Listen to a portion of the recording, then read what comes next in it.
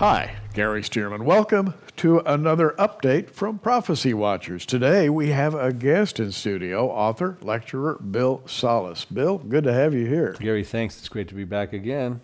Bill is always speaking somewhere. He's always writing. He's producing DVDs. In fact, he appears on the one that I'm holding. This DVD set, by the way, is 4 DVDs in one package.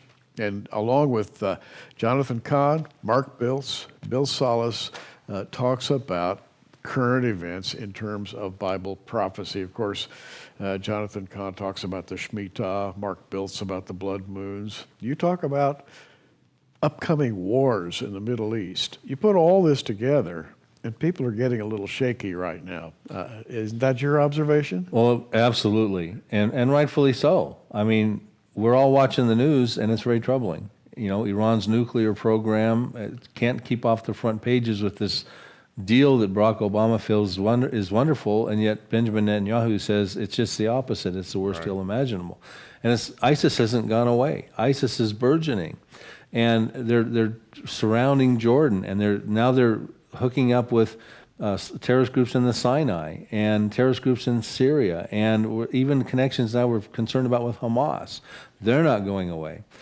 Everything in the Middle East is pointing more and more toward apocalyptic conditions, and we know that whatever's going to happen in the Middle East is going to have global ramifications, concerns for America. And so with this DVD, for instance, Jonathan Cahn has been warning America that a shaking is coming. Mark Biltz has been pointing to signs in the heavens and God's Hebrew calendar. Where are we at on that timeline? And so my situation is, okay, I'm trying to explain what the potential shaking could be. What are the prophecies that are about to find a literal fulfillment? And, you know, there's actually a whole plethora of them on the menu that I'm very concerned about. Well, and the United States is not so slowly waving goodbye to God. Recent Supreme Court decisions concerning America's culture are all going in the wrong direction, and rapidly so. I wouldn't have believed they would go this rapidly. No, absolutely. If you take a brief look at it, you know, we've pretty much kicked God out of our culture. In 1962, the Supreme Court ruled against prayer in the schools. 1963, against Bible reading in the schools. 1973. We've had the legalization of abortions with the Roe versus Wade case. 2013, as we move up the clock here, DOMA, the Supreme Court struck down DOMA, the Defense of Marriage Act, where one man should be married to one woman. And as a pastor, you know that's a biblical model. It is. And then in 2015, probably is troubling at the top of the list, is the approval of same-sex marriages in this country. Now, these are biblical boundaries that whenever they were crossed before by a nation or an empire, you look at Sodom and Gomorrah at the time of Abraham, they were judged for sexual perversion. You look at the northern kingdom of Israel. Yes. They were destroyed in 722 BC by Assyria, and they were into idolatry, which led to child sacrifice. Speaking of Assyria, wickedness and moral decadence, they were destroyed in 612 BC. Anti-Semitism, coming against Israel. Look at Pharaoh around 3,500 years ago. Look at Hitler. We've crossed not one but all those boundaries, and we are now twisting Israel's arm to give up land for peace, to buy into some nuclear deal with Iran, which Benjamin Netanyahu is infuriated about. These are very troubling times, and I think prophetic voices like Jonathan Cahn are coming out trying to warn America, you know, buckle your seatbelts here and get back in tune with God, because we're in trouble at this point. And you know, you talk about Ezekiel 38 a lot, and by the way, Bill believes Ezekiel 38 is near, but it's not just now. There are perhaps some intervening events, but as we are thinking about this, it occurs to me, if you look at Ezekiel 36, for example, verse 2, it says, "Thus saith the Lord God, because the enemy hath said against you, aha, even the ancient high places are ours in possession." Starting in Ezekiel 36, the enemy is beginning to rejoice because it thinks it's going to be victorious over the land of God. And then Ezekiel 37, the vision of the dry bones, talks about Israel coming back together again as a body, and then even being filled with the Spirit at a certain point. And then you turn to Ezekiel 38. Boom, you've got that great war. So we're really seeing the impending judgment on the nations. We're seeing the dry bones of Israel come back together again. We're seeing preparations, Iran, Russia, to do the invasion that the Bible has spoken so eloquently of, and that we have tried to interpret over the years. We're there. We seem to be at that point, Bill. Well, I think that's really important to note. We are marching towards the Ezekiel 38 prophecy, which is one of the most descriptive prophecies in the Bible. You can read Ezekiel 38 and 39, and you don't have to be a scholar to walk away with an understanding of what that prophecy is about. And I think God intended it that way because it's the marquee event where he's going to uphold his holy name. He's going to put the world on notice that he's the holy God of Abraham, Isaac, and Jacob, and of course he sent his son, Jesus Christ. That's the prophecy we're marching towards. And the prophecies you read about in Ezekiel 36 and 37 are building up toward this key event. And we see, if you understand that prophecy, that event is drawing very near because Russia's involved in that, and their relationship with Iran is strong in that prophecy. Iran is listed as Persia in that prophecy. Turkey's involved in that prophecy. This is a major prophecy, and we're seeing the signs converging that prophecy is drawing very near, and that means God's about to uphold his holy name before the nations of the world. It says in Ezekiel 39:7, after God stops this Ezekiel 38 invasion through fire, hailstone, and brimstone, he says, I will uphold my holy name in the midst of my people Israel. They shall not profane it anymore, and the nation shall know I'm the Lord. So I'm suggesting strongly to your audience, Gary, that we are heading towards that. I don't think it's immediately next. I think certain things have to happen to get to that.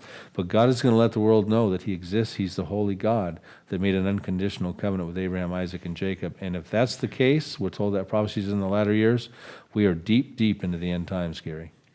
I will uphold my holy name. As you spoke those words, I thought, that's simply not happening at the present moment. God's name is being dragged in the mire, profaned in the street.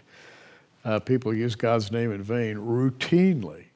Atheists brag about God being dead, and they have been for a long time, but now they're getting downright nasty about it.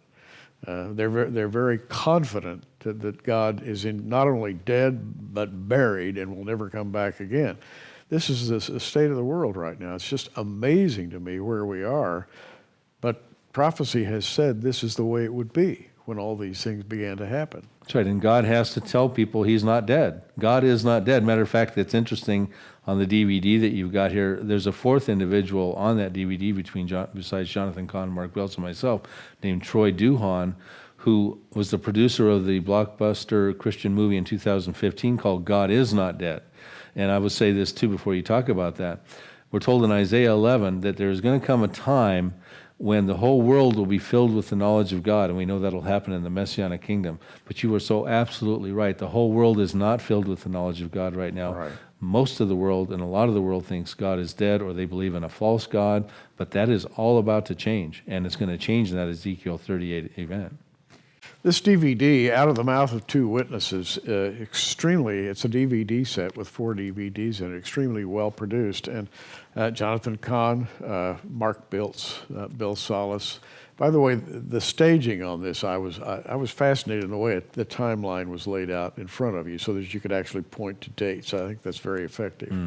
And Troy Duhan, with a testimony that, wow, you'll want to share it. And the 4 DVD set for $24.95, that's as well done as this one is really worth it. You'll find it at the prophecywatchers.com online bookstore. Bill, I know you don't want to name a date. Right? I'd like to ask you to name a date for me. You know, when's this thing going to happen? When's this thing going to happen? We look back, Israel came into existence as a nation decades ago, and all of us have been watching as time went by, but we have the feeling we're really, really close. I know you do too, and I know you're reluctant to say how close, but I'm going to ask you anyway. Well, and you're right about date setting, so I'm going to issue the caveat right here. I do not set dates. Matter of fact, that DVD is not date setting. It is not. It's warning about the urgency of the hour.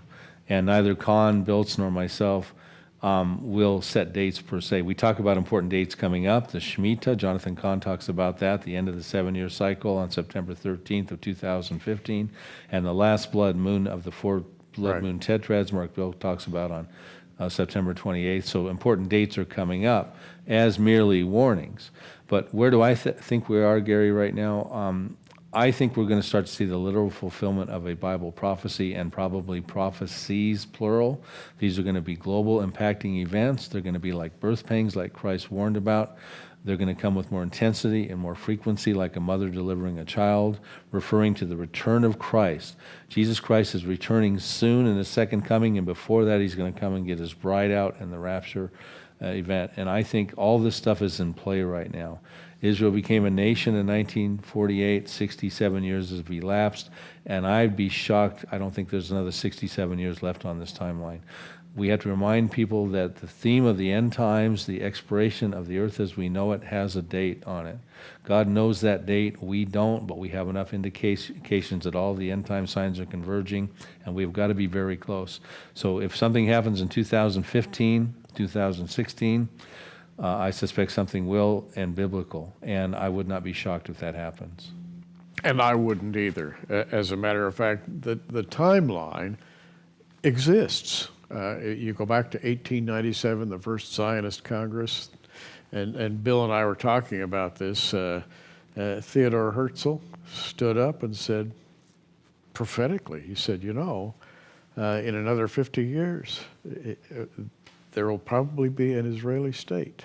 And to the year, he said that in 1897. He said, they'll make fun of me in 5 years, but in 50 years, it'll be a reality. And in 1947, 50 years later, the United Nations, through UN Partition Plan 181, the resolution, they legislated the rebirth of the nation of Israel. And God's timepiece is, in fact, not only God's timepiece, the nation Israel, it's also God's calculator. He's putting together all the events of the world based on prophecies that are centered on national Israel in the latter days. And we're there, Bill, and it's exciting. It is, and yet Israel has never been more vulnerable in all of its history, because there are powers with powerful weapons that want to wipe Israel off the map. That's a very real threat. And Israel is going to have to launch out and defend itself, because they're being isolated by the international community that is starting to show more favoritism toward Iran in many ways than they are Israel. It's shocking to say. Who thought that would ever happen? I wouldn't have, but then again, we are told to expect some rather evil events in the latter days. In fact, I think we're living in the last days, and I know Bill agrees with that. Thanks for being with us today. It's always great to talk to you. Yes, Gary, thank you so much. Bill Salus, he'll be producing all kinds of things in the future, so keep watching what he's doing. We are. Thanks for joining us on Prophecy Watchers. You can find us on the web at prophecywatchers.com, where you can sign up for our free email newsletter, or follow us at facebook.com/prophecywatchers. In the meantime, keep watching, everybody, and we'll see you soon.